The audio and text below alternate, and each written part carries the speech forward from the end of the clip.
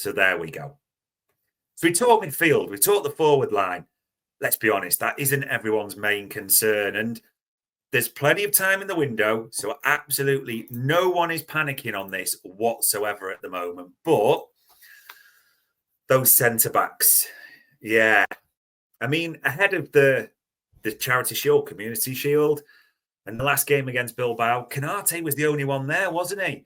It was Canate with Endo in the second game. It was Robbo and Trey Leoni in the first one against Bilbao. Naturally, there ain't no need to panic just yet by any means. But Virgil was ill. He's expected to be back for the Community Shield, as is Alisson.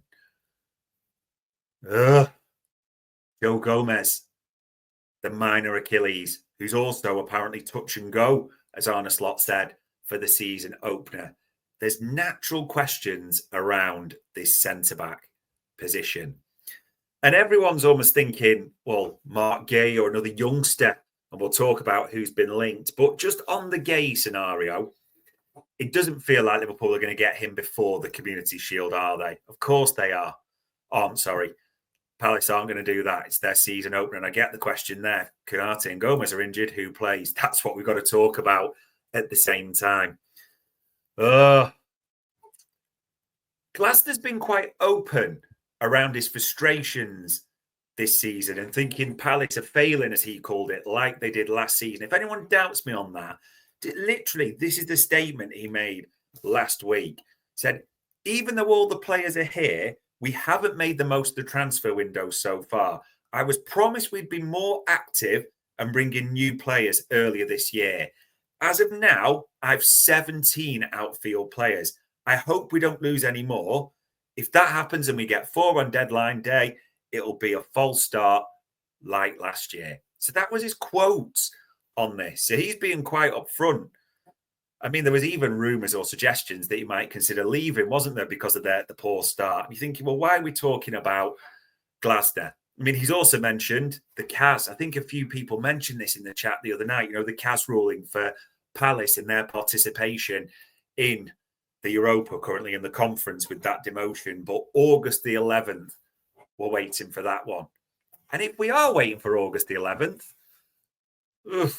does that mean we've got to wait a bit longer if it is Guehi to analyse that and, see if we're going to get him? I don't know.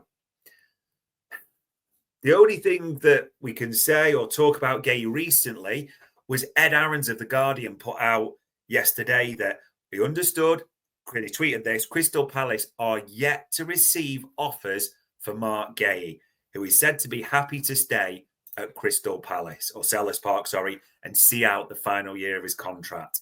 Liverpool is still thought to be his preferred option, but Newcastle could revive interest. Now, just on that, Newcastle have bid for an AC Milan centre-half whose name escapes me. I can't remember his name today. Palace won 40 million. And Jennifer has kind of put exactly what it comes down to me a little bit so far. Palace, she's message there on YouTube. Palace said Guehi won't leave for free, and he said he won't sign a new deal. Something has to give. That's what we all think, doesn't it? That surely Mark Guehi coming in makes all the sense in the world, especially for a price tag around 40 million quid, where he is putting pressure on Ibu Konate. If one of the senior centre-halves is injured, you're not then too worried, are you? Thinking we've got senior cover there, especially again coming back to if Liverpool want to compete on all fronts. I do think it really needs to be a senior centre half for me. I'm struggling to see it any other way. In terms of the other names that are being linked, I don't know if you've probably seen all this. Leoni, the young Italian 18-year-old from Parma. Again, if you look, less than 1,200 minutes in Serie A last season. Potential, no doubts about it at all. A 63% aerial duel rate. Great potential. Starting now? You want to put him straight into the Premier League side right now, if he was even alongside Konate and Virgil van Dijk, would you be comfortable with that? Knowing as well how often Italian players don't travel well outside of Serie A, and especially into the Premier League, as history's told us as well. I'm probably getting the name wrong, but Kouliarakis, the other one that seems to have been linked. Again, plays from the left side, left-footed, doesn't he? So Virgil's there. First team ready, straight away, no Prem experience.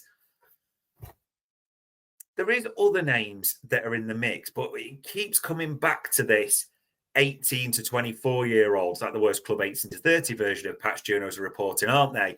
Coming into that centre-back. And there are names that I wouldn't mind, like Coney De Vinter at Genoa. He's been linked and plays centre-back, right-back, and even has played on occasions holding midfielder. Aerially dominant at the same time as well. There's a lot to like about that name. Van Hecker from Brighton has also been in the mix. Of course, he's played that murder ball under De Zerbi. We know how Brighton play out from the back. And Slot, as we know, is looking for ballers, people who can progress it from that back line. If you've any doubt over that, why was Dean Huijsen always the first choice this summer? Yeah, Arne Slot wants ballers. As much as it's great to have an aerial behemoth, that comes into the mix as well. So, yeah, it's just with all the names, Mark Guehi makes all the sense in the world for this 40 million quid that seems to now be going around, as Ed Aaron's reported as well. But Liverpool seem to want to pay something starting with a 3. Nothing's going to happen before the Community Shield. Maybe nothing's going to happen as well before the 11th of August, that CAS ruling. Maybe that goes into the mix. But for me, you'd want to see a centre-half in soon so they can get up to speed, especially if they're coming from abroad even. You know, when they're young, the longer they're not with us, the more detrimental it is to this season. I really do think that. Which then brings to the rankings, because someone said there, if Konate and Gomez are injured, who plays? That's a bit of a question mark at the moment, isn't it, as well? It's VVD and Ibu. They're the starters. Joe Gomez seems to be third choice, but will Joe Gomez be fit? If will Joe Gomez be fit? Of course. That comes into the mix as well. So who's fourth? I would suggest, based on what we've seen, strap a number 3 on his back, get a gum shield in his mouth, because he's going to kick the out of everyone. He's here. The Japanese captain. For me, it's fourth choice centre-back right now. Played with Konate the other night, didn't he? Struggling to make a case against that, although I don't like doing this at all, but you've got to consider it at the same time. Gravenberch is another option that, and again, for you thinking, why are you doing that? Arne Slot's words.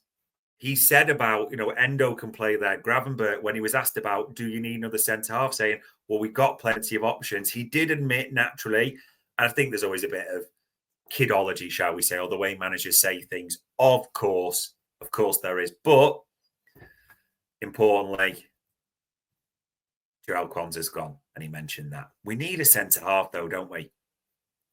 It's not a panic by any means. That is not what I'm saying whatsoever. What do we need to take us further? As I started the show saying, in all competitions, that is the big question. There's a lot to like about this Liverpool squad. And again, even with the news breaking today, it has effects on all areas. But there's still a few things you wouldn't mind, eh? And even this, the net spend, I can even mention that in this one because it's just funny. Now, when I'm using these figures, I'm using pounds and I'm including potential add-ons as well. For everyone jumps in that to say that's not guaranteed, just because people do it in different ways to make points. Be consistent. So the figures I'm quoting are in pounds and would include all add-ons of ins and outs. So just look at this. And I've used a specific source for this to be consistent as well. The ins so far this summer. Marmadashvili, 29 million. Frimpong, 29.5 million. Pesci, 1.5. Wirtz, 116. Kirkes, 40. Freddie Woodman, a free. Hugo Ekitike, 79. And Will Wright, 200 grand. Which if you do a little bit of Carol Mordeman, Rachel Riley style maths, brings you to the ins, if all add-ons are met, of 295.2 million. I should be writing it down like Vorderman, shouldn't I, on that thing and giving you numbers, but 295.2 million right now. Now the outs. Just do a bit of this maths as well. That lad I can't remember who went to Real Madrid and we got 8.5 million back. Queven Kelleher, 18 million. Again, if all add-ons are met. Jarell Quansah, 34 million. Nat Phillips, 3 million. Diaz, 65.5 million. Tyler Morton, 15 million. And I'm including now Darwin Núñez at 56.5 million. If all that is kept the same, that is outgoings, sales raised by Richard Hughes and Co. of 200.5 million, which, if you actually do the quick bit of maths, means the net spend, obviously, again, this is subject to Darwin, and you saw how I presented those figures, just under 95 million, which, when other fans crow about everything and Liverpool spending and crazy, yeah. And that's also a part of why Alexander Isak could, most likely will, be heading to Anfield. There's money there. Just keep those maths in mind at the same time. Yeah? Plenty to consider, isn't there? Is that forward line enough? If Isak comes, does Isak, Ekitike, Salah, Gakpo, supported by Wirtz, and maybe young Rio and Gamoa, cut it? Don't know. Midfield. Is Trey Naoni now fifth choice? Yeah, with the core four. Endo may be relegated there. Talking about Endo being relegated, is he the fourth choice centre-half? And with Joe Gomez being injured, is he the natural backup in that position as well? Mark Guehi we all want, or many people want, that's fair to say. What about the other names? Have they got enough experience? Genuinely, there's not that many weeks till the season starts. There's a fair few weeks in the window. And even now, despite the fact that we've signed, 7 through the door, 8 through the door with the Freddie Woodburn as well, including Will Wright in that, there's still quite a few bits. Now, just on this, people, I see quite a few mentioning Bradley Barcola. And that seems to be from a few sources there. I think the Isak deal would have to fall flat for that, wouldn't it? In all honesty. Because after the Isak money spent, if he comes in, surely someone goes for Bradley Barcola. I mean, Malik Fofana was linked as a youngster who could develop. That's not Bradley Barcola. Bradley Barcola coming in is going to expect to play right now, straight away, which Cody Gakpo might have something to say on the left, Mo Salah on the right as well. So it just doesn't quite feel right, that one. It feels more like a name that suits and, is designed to get juices flowing. Could be wrong, but doesn't really feel that there's too much in that name. Think of the same. Rodrigo was there, and that was kiboshed with wages and different bits as well. And also, Barcola is a Mendes client as well, who's well entrenched at PSG. There's a lot of Mendes clients there. Not impossible. Won't mind it by any means, but it just feels highly unlikely, that one. We'll see anyway. This won't be the last positional play we do before the start of the season. Hopefully you've enjoyed this. Give us a shout. What do you think of the new format, the new toy, the way we're trying to do things and change it up? Very shortly, I know Bart's will be back. So when we're doing transfer market metrics and we're profiling players, we will have this dashboard and bring a stats element to the mix as well. But there we go. Hopefully I've covered you till we get home. If that was drive time.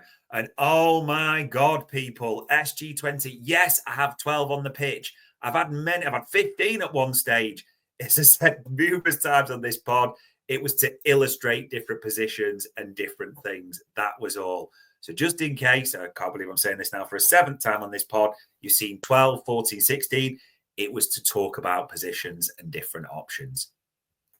But on Wednesday, the 6th of August, that was another positional play for Anfield Index.